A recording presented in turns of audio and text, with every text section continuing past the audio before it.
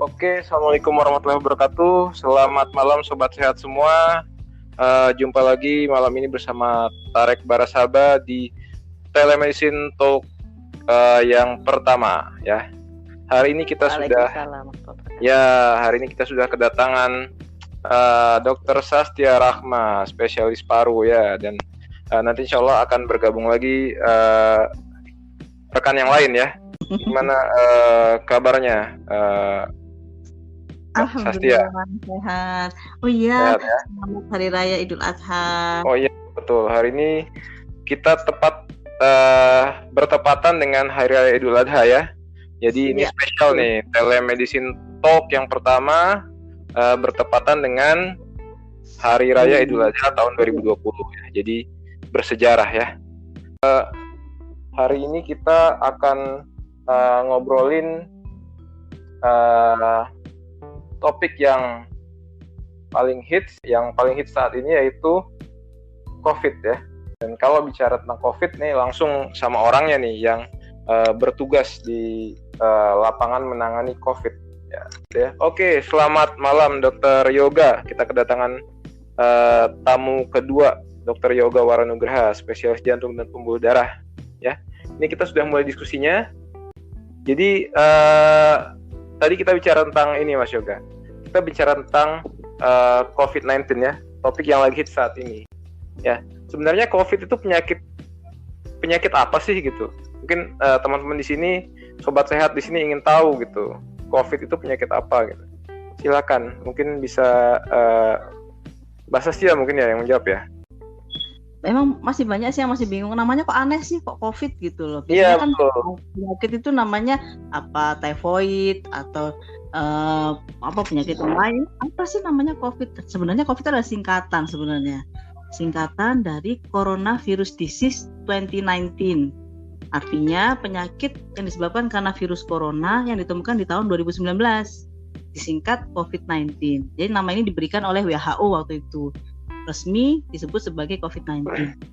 Penyebabnya adalah itu adalah singkatan. Penyebabnya adalah SARS coronavirus 2. Loh, kok ada 2-nya? Kok ada SARS-nya? Apa hubungannya dengan SARS yang zaman dulu? Ada MERS-CoV, ada SARS flu burung gitu kan? Nah, mereka itu satu keluarga, virusnya satu keluarga. Cuman virus corona yang sekarang ini berbeda dengan virus SARS yang dulu, sehingga disebut SARS coronavirus 2 yang kedua karena dia berbeda gitu. Jadi jangan usah bingung teman-teman. Penyebabnya adalah SARS-CoV-2 atau SARS coronavirus 2, penyakitnya disebut sebagai COVID-19 gitu. Oke, sobat sehat. Jadi begitu ya. COVID-19 itu karena ditemukan di tahun 2019 ya. 2019, jadi betul. Bukan penyakit ke-19 ya, COVID ke-19. Dan nggak ada hubungannya sama Dewa 19 ya Mbak ya? Nggak ada hubungannya sama sekali. Sama sekali sama Dewa 19 ya, oke. Iya. Terus kan suka banyak yang bilang COVID itu konspirasi ya Mbak ya? Oh iya betul sekali. Gimana kondisinya sekarang itu gimana? Benar nggak itu konspirasi, Pak? Di media sosial terutama itu ada banyak teori konspirasi yang bilang ini adalah war atau peperangan. Perang apa sih? Perang dagang kah? Perang biologis kah? Di mana ada yang membuat virus lah, ada yang entahlah mereka menyiapkan vaksin lah dan lain sebagainya. Aduh, banyak sekali teori-teori yang kita sebenarnya juga nggak tahu ini benar apa enggak, siapa yang benar atau enggak. Lepas dari apakah ini teori konspirasi, apakah ini virus buatan manusia, apakah ini senjata biologis, kita nggak tahu dan kita nggak perlu tahu. Tapi yang jelas yang kita tahu sekarang saat ini adalah virus corona ini ada, penyakit COVID-19 ini ada, real, nyata. Jadi kita nggak usah ngurusin apa ini teori konspirasi kah? Apakah siapa yang salah? Siapa yang membuat?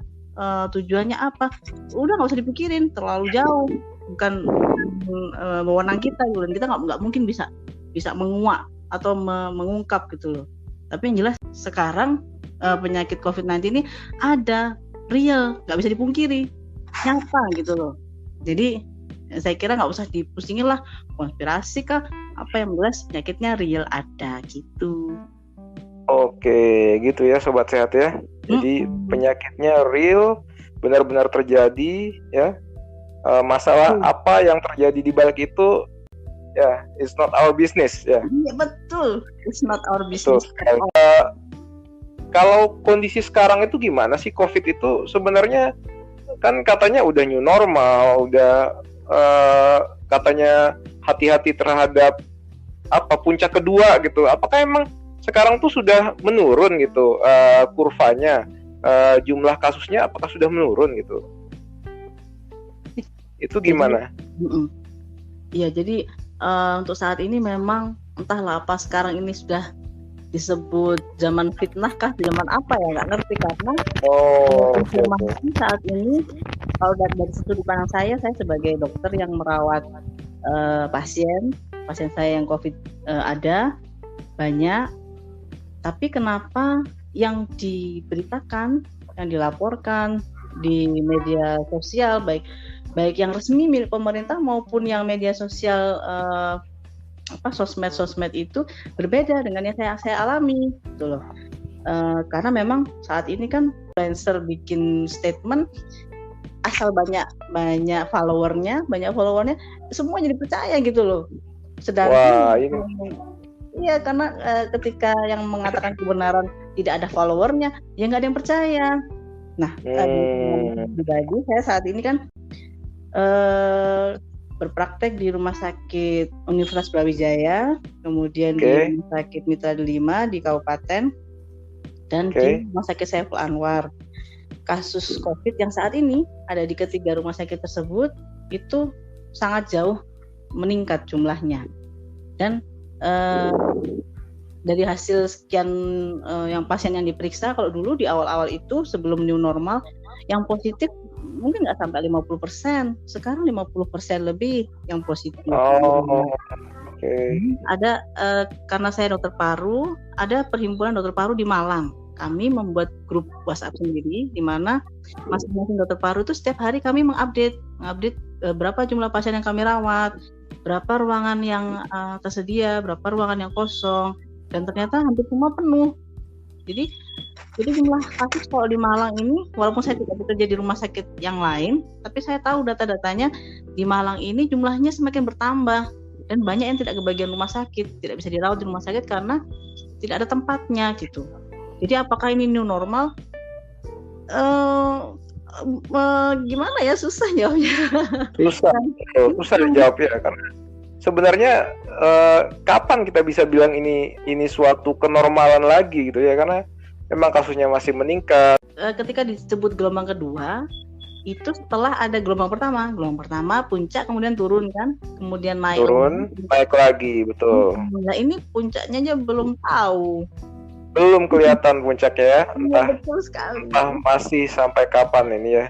Betul. Kemudian sih kita berharapnya memang yang terbaik ya, tapi kalau realistis kita bahkan puncaknya pun belum melihat ya kalau kita bicara realistis ya. Iya betul. Mas Yoga sudah bisa menyimak? Oke, tes. Assalamualaikum. Oke, waalaikumsalam warahmatullahi wabarakatuh. Akhirnya mendengar nih suara Dr. Yoga Waranugraha. Oke, kalau dibilang konspirasi, saya yakin bukan konspirasi. Kenapa? Karena COVID ini nggak pandang bulu ya. Mulai anak-anak sampai orang tua kena semua. Yang kaya, yang miskin kena semua. Tidak memandang ras, suku, agama, tingkat kesejahteraan, semuanya kena semua. Jadi masalah di semua negara pun sama di seluruh dunia. Jadi saya rasa ini jelas bukan konspirasi. Karena kalau kita bilang konspirasi kan ada pihak-pihak tertentu yang memang diuntungkan ya. Yang kita lihat, nggak ada satupun yang diuntungkan. Semua negara pada ambruk semua perekonomiannya. Oke, makasih. Betul ya. Kan orang-orang sudah pada keluar, jalan-jalan, nongkrong-nongkrong lagi di mall gitu ya. Anak-anak mulai sekolah gitu, beberapa ya. Tuh kira-kira sudah aman belum sih Dr. Yoga ini buat kita beraktivitas di luar rumah itu? Oke, mungkin begini ya. Istilah new normal itu saya rasa artinya adalah kita menyesuaikan dengan kehidupan yang baru setelah era COVID ini. Bukan berarti kita kembali ke gaya yang lama dulu, di mana sebelum terjadi COVID semua masih aman. Ya, artinya maksudnya kembali normal ini adalah kita kembali ke aktivitas seperti semula, tapi dengan memperhatikan kaidah-kaidah kesehatan atau protokol kesehatan yang sudah disepakati dan dianjurkan oleh pemerintah. Nah, tapi nyatanya sekarang kita lihat masyarakat terus terang banyak sekali yang melanggar, apalagi di wilayah Malang ya, sudah nggak pernah pakai masker, kemudian budaya nongkrong berkerumun juga masih banyak, kemudian akses untuk cuci tangan, hand sanitizer pun tidak semua tempat itu belum tersedia. Itu saya rasa penyebab ini kenapa angkanya kok termasuk tinggi. Budaya ini di perkantoran makan siang sama-sama, atau mungkin kantor yang mejanya terlalu berdekatan tanpa memperhatikan kaidah-kaidah atau protokol kesehatan, itu juga berbahaya. Termasuk dari golongan tenaga medis sendiri, kita lihat bahwa akhir-akhir ini banyak bermunculan kasus-kasus dari tenaga medis. Ini salah satu penyebabnya adalah kebiasaan tenaga medis makan bersama di saat jam kerja. Ini yang jadi masalah juga. Ini mungkin Dokter Sasha bisa menambahkan ya. Wah, ini kalau soal makan bersama nih kayaknya mau menambahkan ini. Betul dong. Karena memang itu kan budaya ya. Kalau makan jangankan kan ada orang Jawa kan bilang makan nggak makan asal kumpul. Yang penting kumpulnya gitu. Apalagi makan lebih seru kalau makannya sambil kumpul kan. Dan namanya makan nggak mungkin kita makan pakai masker, pasti masker dibuka. Kesimpulannya belum aman ya untuk aktivitas di luar rumah saat ini ya. Belum aman sepenuhnya. Belum aman. Oke. Nanti kalau misalnya ini masyarakat ini seperti ini terus gitu, masih jalan-jalan, masih tadi makan bareng, nongkrong di mall, itu kira-kira tuh bahayanya apa sih kalau seperti ini terus gitu? Iya. Gimana Pak Sastia atau Mas Yoga yang bisa? Memang sih kita nggak bisa isolasi diri terus. Kalau dulu kan ada PSBB, ada lockdown nggak mungkin kan akhirnya PSBB. Cuma masalahnya roda perekonomian harus jalan. Tidak semua orang bekerja sebagai pegawai. Yang pegawai kalau pegawai itu kan kita dapat gaji ya, kerja nggak kerja yang penting yang jelas dapat ada gaji pokok. Tapi kalau untuk yang wira swasta, mereka tidak jualan, mereka nggak bekerja, nggak dapat duit. Kalau nggak dapat duit nggak makan. Jadi memang harus new normal tuh harus suatu keharusan. Cuman yang belum dipahami oleh masyarakat adalah new normal itu seperti apa. New normal itu ya kita harus menjaga diri supaya tidak tertular dan tidak menularkan. Karena who knows, saya tidak tahu kalau saya ini positif. Saya juga tidak tahu kalau Anda itu positif, orang di sekitar saya itu positif. Jadi saya harus jaga jarak. Jaga jarak berapa jauh.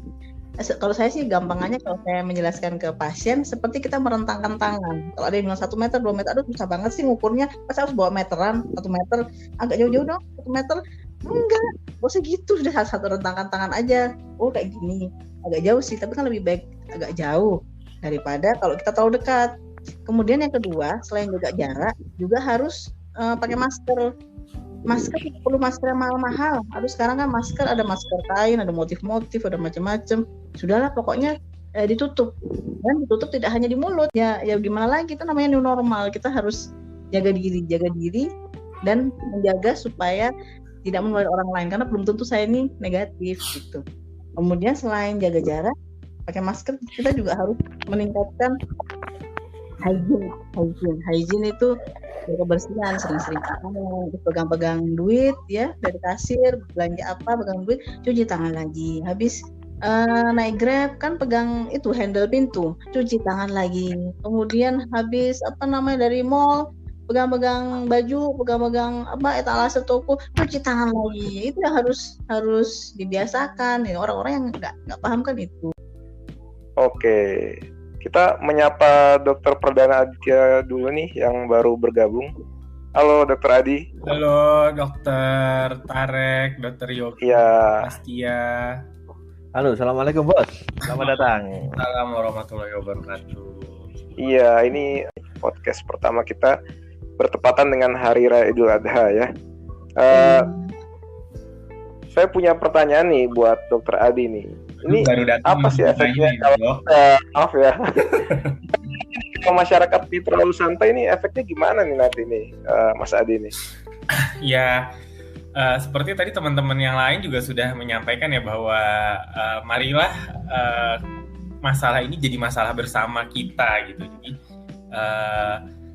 bukan cuman dokternya, bukan cuman perawatnya, tapi bagaimana seluruh masyarakat bisa ikut andil dalam ini. Jadi kalau kita terlalu santai ya sepertinya ini nggak akan selesai-selesai. Jadi mungkin kita bisa mengatasi di satu area, atau misalnya kita sibuk mengatasi di satu kota gitu ya. Tapi kota lain enggak, tapi kan yang namanya masyarakat tuh kan mobilitasnya tinggi ya. Ini aja masih agak sedikit berkurang dibandingkan biasanya, tapi sudah mulai terlihat bahwa mobilitas masyarakat sudah kembali ke normal. Nah, nanti kayak di Malang nih misalnya, sekarang kan sebagian besar mahasiswa masih belum ada di Malang ya, tapi nanti suatu waktu ketika mereka mulai datang, ya akhirnya akan terjadi lagi. Jadi kayaknya masalah ini nggak akan selesai-selesai kalau memang tidak semua pihak, tidak semua anggota masyarakat ikut menjaga protokol kesehatan. Tadi Dr. Sastia tadi saya dengar bahas new normal ya. Kalau semua tidak ya, new normalnya itu setuju sekali sama Dr. Sastia. Kalau kita kayaknya definisi new normal untuk setiap orang tuh masih belum sama ya. Persepsi mengenai new normal ini yang belum seragam ya, saya pikir ya. Iya betul. Oke.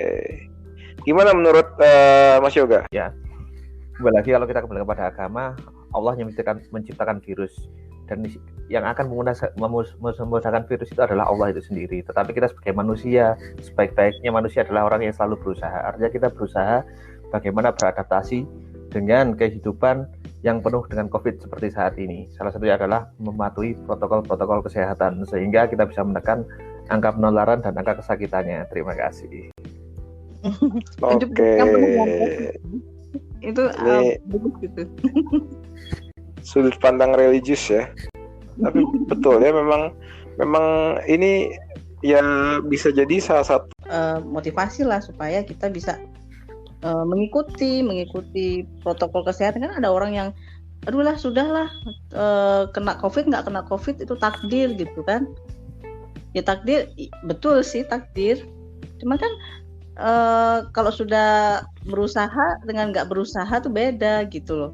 Jadi kalau menurut saya juga ya, kita lihat ada beberapa negara yang yang kita boleh bilang sangat berhasil gitu ya menangani COVID ini gitu ya. Tapi sekali lagi saya dari awal bilang kita tidak bisa di Indonesia itu menyamakan lihat dong Taiwan, lihat dong Vietnam, lihat dong New Zealand, ya beda. Di Indonesia sangat berbeda tentunya. Nah, dari segala hal, dari geografis, dari tingkat pendidikan, dari kemampuan sosial, dari kemerataan ya, dari ya kita tuh banyak kesenjangannya juga gitu. Jadi kita emang nggak bisa nyamain. Tapi maksud saya adalah tidak fair gitu loh. Kalau misalnya kita pikir kita nggak bisa juga gitu. Jadi harusnya ada negara yang bisa, berarti harusnya masalah itu bisa diselesaikan kok gitu. Jadi tapi gimana kalau kita lihat ya, komitmen dan partisipasi masyarakat juga sih yang mau ikut menyukseskan program menjalankan protokol kesehatan di era new normal ini. Menurut saya itu juga salah satu hal yang penting gitu untuk kita bisa lebih baik gitu. Oke, terima kasih. Jadi memang tidak bisa disamaratakan ya. Setiap orang, setiap negara punya karakteristik masing-masing. Jadi penanganannya juga mungkin perlu art ya di sini ya, yang cocok lah ya. Kearifan lokal mungkin. Kearifan lokal ya, local wisdom, that's it. Bahkan Indonesia aja mungkin di Sumatera, di Jawa, di Kalimantan mungkin akan berbeda. Kalau kita lihat data 100 sekian ribu itu 50 ribunya itu dari Jawa Timur, Jakarta, Jawa Tengah, Jawa Barat. Itu aja udah lebih dari separuhnya loh. Oh, lebih dari separuh di Jawa ya? Ya, jadi artinya emang akan sangat berbeda penanganannya gitu. Oke. Nah, kita masuk ke pertanyaan yang baru lagi nih. Saya tuh kemarin sempat diskusi sama tetangga ya. Beliau agak demam gitu, terus dinasehatin sama saudaranya. jangan ini katanya, jangan menyebutkan semua gejala, nanti dikira COVID gitu. Nah ini kan menurut saya justru membahayakan ya, baik bagi dirinya sendiri maupun bagi tenaga kesehatan, dokter, perawat yang ada di situ yang ikut dalam pemeriksaan gitu. Ini gimana nih? Mungkin ada nasihat-nasihat nggak untuk pendengar supaya tidak melakukan hal seperti ini? Jadi tidak hanya merugikan si pasien, tidak hanya merugikan tenaga kesehatan, tapi juga merugikan orang-orang di sekitar si pasien. Betul. Menurut saya ini karena edukasi masyarakat yang kurang. Karena apa? Ketika masyarakat tidak ngerti, mereka berasumsi. Akhirnya apa? Akhirnya ketika ada orang divonis atau disebut suspek, kalau dulu kan bilangnya PDP ya, PDP COVID atau suspek COVID atau dicurigai COVID, dia dikucilkan, diusir, nggak boleh datang, entah pergilah jauh-jauh gitu. Cuman masalahnya itu nggak menyelesaikan masalah. Harusnya ketika seseorang dicurigai COVID, dia harus isolasi di rumah, diisolasi di rumah, tidak boleh keluar-keluar. Tapi tetangganya nggak boleh diem-diem aja. Tetangganya harus membantu. Membantunya bagaimana bentuknya? Makan pagi dianterin, makan siang dikasih, makan malam dikasih, beras dikasih, mungkin sabun dikasih. Kan apa si individu yang divonis dicurigai COVID itu dia nggak bisa keluar gitu loh. Nah itu yang tetangga-tetangganya masyarakat kita nggak ngerti. Karena ada yang diusir itu lah yang menyebabkan di kemudian hari orang-orang tuh takut. Aduh nanti kalau saya dibilang dicurigai COVID, nanti saya diusir. Terus saya mau tidur di mana? Saya mau tinggal di mana? Saya mau kerja bagaimana? Nah itu awalnya dari situ. Jadi sebenarnya perlu edukasi atau perlu dijelaskan lagi ke masyarakat bahwa COVID ini bukan dijauhi, tapi harus dibantu gitu loh. Karena kalau membantu dia, artinya membantu kita juga. Kalau dia sembuh, kita aman. Tapi kalau dia nggak sembuh, dia disuruh pergi, terus dia malah nularin ke orang lain di luar sana gitu loh, nggak menyelesaikan masalah. Nah, untuk yang pendengar yang nanti mengalami gejala entah itu demam, entah itu batuk, nyeri tenggorokan atau diare, pokoknya ada gejala apapun, tidak perlu takut. Sekarang insya Allah sih informasi sudah mulai terbuka, masyarakat juga mulai nggak seperti dulu yang paranoid ya. Kalau saya bilang sih kita harus waspada, tapi bukan paranoid. Waspada dan paranoid itu berbeda. Jadi kalau pendengar itu ada yang mendengarkan podcast ini nanti mengalami keluhan entah itu demam, batuk, nyeri telan atau diare, ceritakan saja ke tenaga kesehatan atau ke dokter sejujur-jujurnya. Karena kalaupun COVID, alhamdulillah saya diketahui atau didiagnosa COVID. Loh dokter gimana sih kok alhamdulillah kan COVID? Iya alhamdulillah. Karena apa? Ketika saya didiagnosa COVID, kondisi saya masih bagus dan saya diketahui sehingga saya tidak mengganggu keluarga saya. Saya selalu ngomong begitu. Alhamdulillah, ibu harus bersyukur ibu dibilang atau didiagnosa COVID karena kondisi ibu baik. Dan ketika ibu diketahui sekarang, kemungkinan untuk menulari keluarga yang di rumah lebih kecil gitu. Kalau negatif ya lebih alhamdulillah lagi gitu. Jadi nggak usah ditutup-tutupin, disampaikan saja, dijelaskan kepada tenaga kesehatan yang menangani supaya ya ibu juga mendapat penanganan yang tepat dan keluarga di rumah terlindungi. Jadi nggak perlu takut gitu. Mungkin yang teman-teman yang lain bisa menambahi.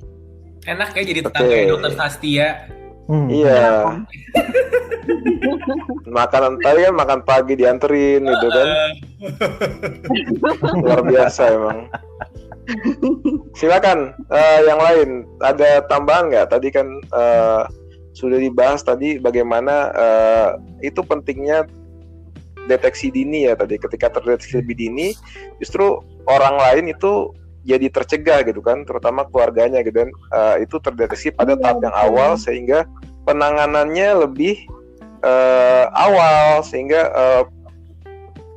prognosisnya atau kemajuannya juga jadi bisa lebih baik kan. Betul.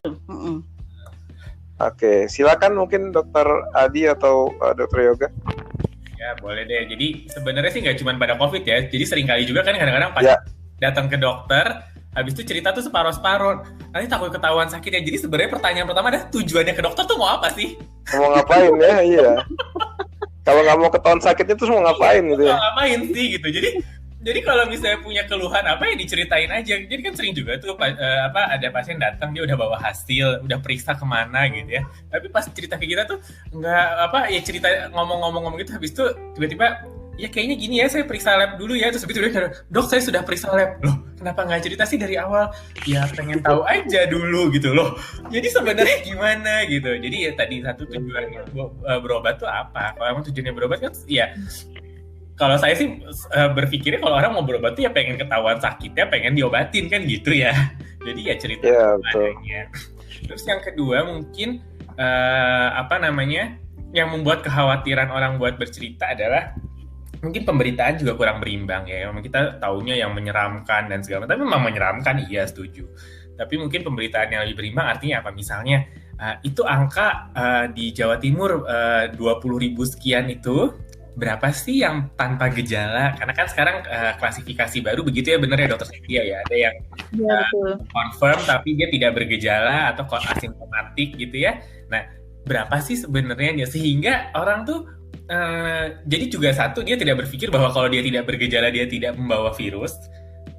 Jadi dia juga berpikir dia tetap masih mungkin membawa virus, tapi dia tidak bergejala. Artinya mereka yang tidak bergejala itu berapa banyak. Jadi menurut saya pemberitaan yang lebih berimbang itu juga membuat masyarakat juga tidak ada kekhawatiran kalau dibilang COVID gimana gitu. Karena toh sekarang juga sudah banyak rekomendasinya juga kalau yang ringan-ringan atau yang asimptomatik itu bisa isolasi mandiri gitu kan. Jadi nggak harus, mungkin yang dikhawatirkan adalah nanti saya harus dimasukin ke rumah sakit, diisolasi, nggak bisa ketemu keluarga, nggak bisa ini, nggak bisa itu. Maaf nanti misalnya bahkan misalnya kalau meninggal nanti saya begini ya gitu. Itu kan kita kalau dibilang sakit apa itu kan memang pikiran kita udah jauh sangat ke depan gitu ya. Seringkali begitu. Iya, paranoidnya jauh. Jadi mungkin tadi keterbukaan informasi, memberikan informasi yang proporsional, yang menyeramkan pun juga tetap perlu ya, karena itu bukan menyeramkan, maksudnya itu fakta ya. Faktanya tetap perlu diketahui oleh banyak orang sehingga menyikapinya juga akan lebih bijak daripada ketika dia hanya menduga-duga, kan seringkali gitu ya.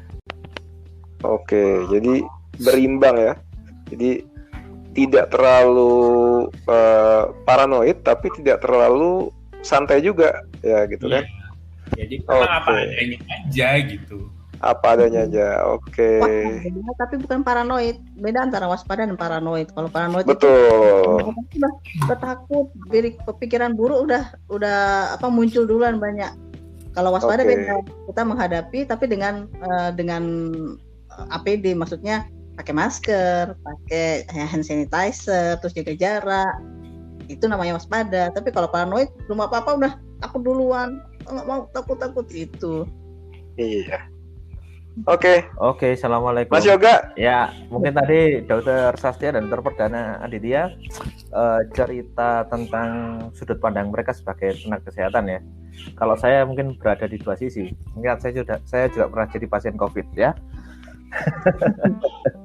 Hebat Pak Yoga. Jadi ceritanya begini. Kebetulan saya terus terang bulan April lalu mengalami COVID yang tidak sengaja tertular dari pasien yang tidak jujur. Sekali lagi di sini sebagian kenapa tenaga kesehatan itu banyak yang kena, karena sekali lagi karena pasien yang tidak jujur. Singkat cerita, pada bulan April lalu saya mendapat konsultasi diminta tolong oleh dokter spesialis saraf untuk mengendalikan irama jantung pasien yang mengalami stroke di salah satu ICU di salah satu rumah sakit swasta di Malang ya. Jadi waktu itu ya saya periksa pasien. Nah ternyata pasien ini merupakan pasien yang sudah terkonfirmasi positif dari Saiful Anwar. Pasien mengalami stroke dan masuk ke rumah sakit swasta tersebut. Dan pasien saat itu tidak bilang kalau pasien ini sebetulnya adalah pasien yang COVID.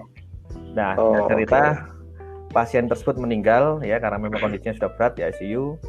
Dan dalam beberapa hari kemudian saya mengalami gejala seperti panas, kemudian nyeri sendi, mual muntah. Dan setelah 5 hari baru saya merasakan sesak dan akhirnya saya harus dirawat di rumah sakit. Dari situ pembelajaran saya dapatkan adalah bahwa keterbukaan dan kejujuran seorang pasien kepada dokter itu adalah hal yang utama. Jadi dokter bisa bekerja dengan baik, dengan aman kalau pasiennya berkata jujur kepada dokter, ya. Lagi karena kasus ini akibat ketidakjujuran keluarga pasien, maka yang kena itu banyak orang. Jadi saya, kemudian dokter saraf yang juga bersama-sama saya menangani pasien tersebut, kemudian beberapa orang perawat ICU dan perawat UGD, sama seorang pendorong pasien terdiagnosis COVID setelah itu. Artinya di sini kita bisa mengambil pelajaran ya, bahwa dari satu orang saja ini bisa menularkan beberapa orang, dan bahkan mereka ini lupa bahwa dokter, perawat ataupun cleaning service yang terinfeksi tersebut juga punya keluarga di rumah, dan akhirnya di keluarga saya, istri dan anak saya pun juga kena COVID. Alhamdulillah untuk saat ini kami semua sudah sembuh dan kami sudah memulai aktivitas seperti biasanya. Ya, terima kasih. Alhamdulillah. Oke, ini terima kasih nih Dokter Yoga. Berarti kan iya betul. Kena COVID, positif COVID bisa sembuh gitu loh. Kan orang-orang takut. Iya. Ya, ini hikmah yang sangat menarik ya dari cerita Dokter Yoga ya, bagaimana pengalamannya tadi tertular dari pasien yang menutup-nutupi gitu ya, menutup-nutupi status COVID positifnya, akhirnya jadi banyak orang, dan dari banyak orang yang bekerja di rumah sakit tersebut menularkan ke keluarganya. Banyak orang lagi ya, ke keluarganya masing-masing. Itu kan hanya dari satu orang gitu. Kalau misalnya dia bisa state di awal, menyatakan di awal bahwa dia positif COVID loh, maka orang lain itu kan bisa segera mengambil tindakan waspada ya, seperti kata Dr. Sasya tadi, dan tidak tertular gitu, menyelamatkan banyak orang gitu ya. Iya betul. Oke. Saya mau kasih saran karena terkait dengan informasi. Jadi untuk pendengar yang mendengarkan podcast ini, memang sih sekarang susah mencari, kan ada influencer yang followernya sekian juta, kemudian ada akun-akun pemerintah yang menyampaikan data, tapi karena nggak ada follower, kalian percaya gitu, lebih percaya dengan influencernya. Saya sih untuk berita supaya tidak mendapatkan berita yang menyesatkan, lebih baik cari berita dari beberapa sumber yang berbeda gitu loh. Jadi supaya tahu jadi nggak hanya dari satu sumber aja. Dari influencer ini misalnya ngomongnya begini, kita cross check yuk dari websitenya pemerintah bagaimana gitu. Dari website dinas kesehatan bagaimana, dari pemerintah kota bagaimana. Jadi cari berita dari beberapa sumber supaya kita tahu berita dari sudut pandang yang berbeda-beda. Jadi informasi yang kita dapat bukan informasi yang salah gitu loh. Oke, ini menarik nih mengenai informasi ya. Iya, banyak betul. Informasi yang dibuat oleh pihak-pihak yang tidak bertanggung jawab ya, sehingga menjadi hoax yang itu dengan mudahnya menyebar di era digital seperti sekarang ini. Semua berita dengan mudah tersebar, sehingga kita harus pintar-pintar memfilter ya. Ini ada tambahan ya teman-teman, terkait informasi bagaimana kita memilih mana sih informasi yang benar, mana sih informasi yang meragukan. Jangan sampai kita terpengaruh oleh informasi-informasi yang sesat gitu loh. Follow Instagramnya Satgas COVID UB. Satgas COVID UB, betul. Sumber terpercaya. Itu ada itu account Instagramnya ya. Iya betul. Nanti bisa di follow itu update juga itu. Ya. Oke. Mungkin ada pesan-pesan penutup dari semuanya ya.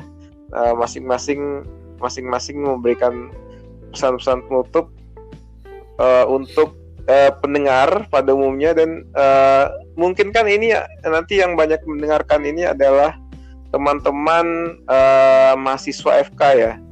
Nah mungkin bisa juga spesifik untuk teman-teman mahasiswa baik itu S1, profesi, PPDS itu Mungkin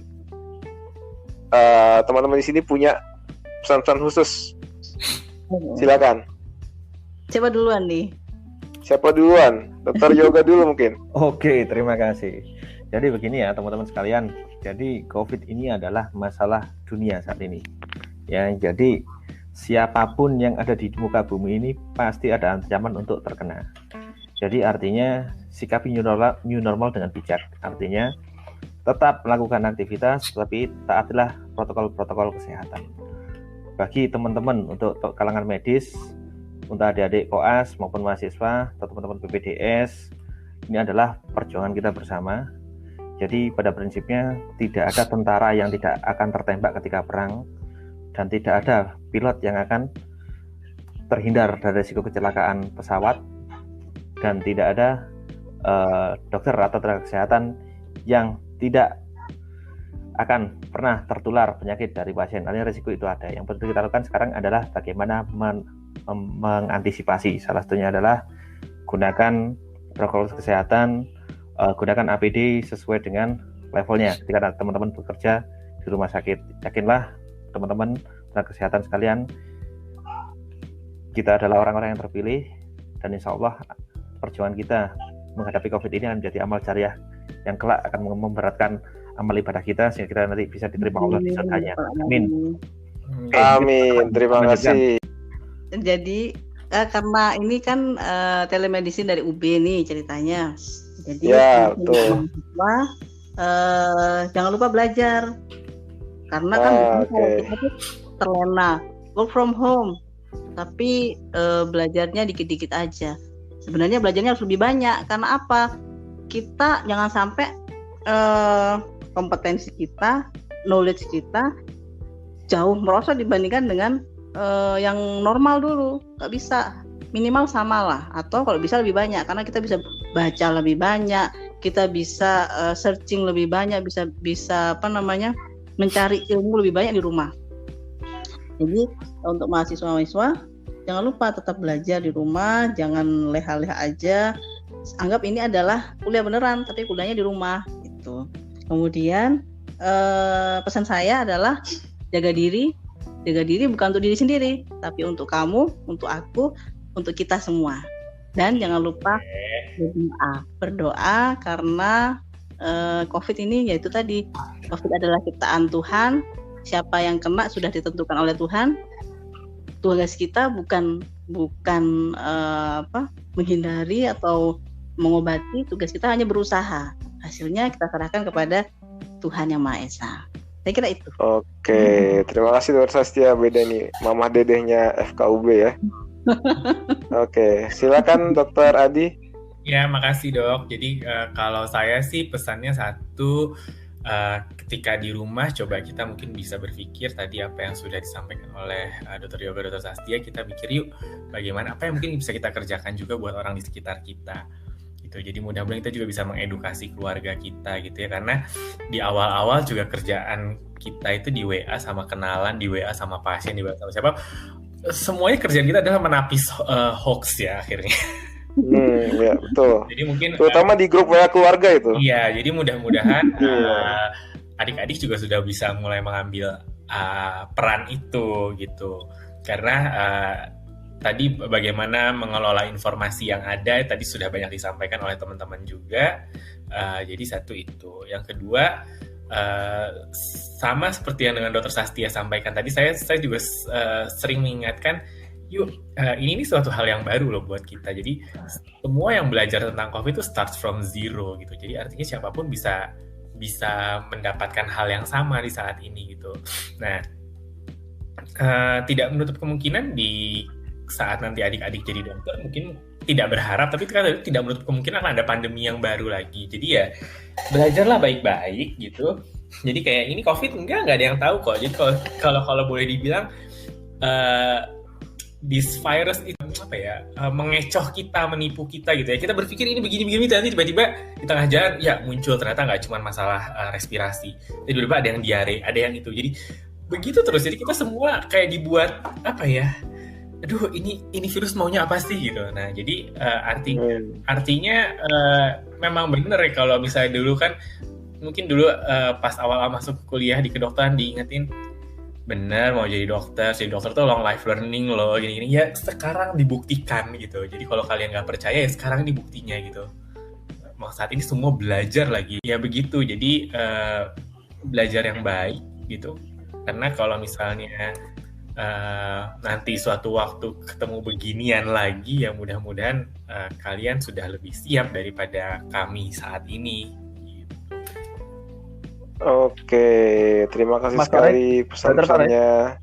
Ya, sama satu lagi ya, ini kelupaan. Menambahkan, silakan. Ya, jadi pesan saya untuk teman-teman mahasiswa ya, khususnya mahasiswa kedokteran ya, fakultas kedokteran. Teman-teman jangan lupa bahwa fitrahnya seorang mahasiswa adalah agent of change ya. Artinya Anda adalah agen-agen perubahan minimal untuk di keluarga, untuk di lingkungan sekitar kos ataupun di sekitar rumah ya. Jadi artinya masyarakat di luar sana itu masih bingung apa sih yang disebut dengan new normal, bagaimana kita menjalani kehidupan new normal ini.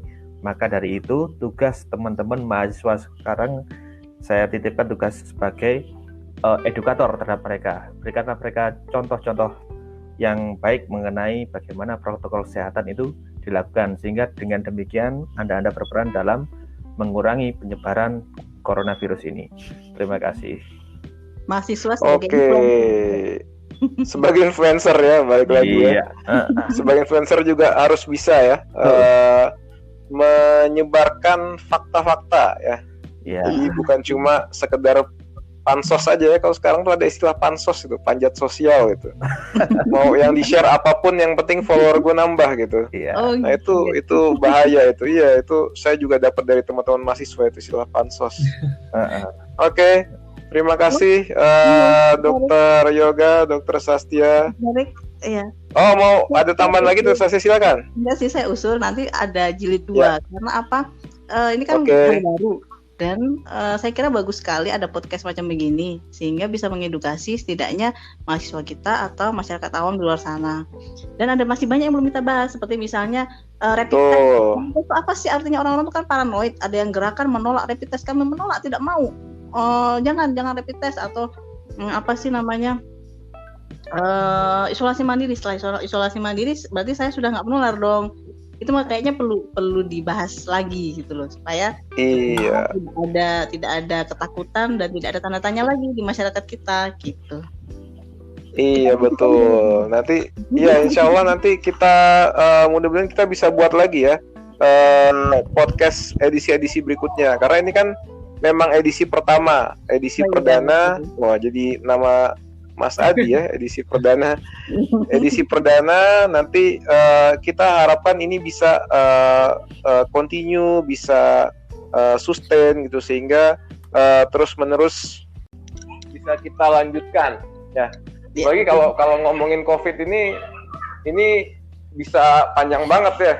Sampai jam nanti sampai jam 12.50 pun bisa ya. Saya sama Mas Adi ini ada trauma nih sama jam 12.50 ini hari nih ya.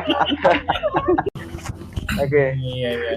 Tapi memang kita batasi waktunya karena mungkin teman-teman juga masih harus aktivitas. Nggak kerasa kita ngomongin macam-macam, mulai dari influencer. Yang tadinya kita ngomongin COVID jadi ngomongin influencer, ngomongin hoax, ngomongin konspirasi normal ya, ngomongin pentingnya belajar, macam-macam konspirasi. Wah, ini seru banget sebenarnya.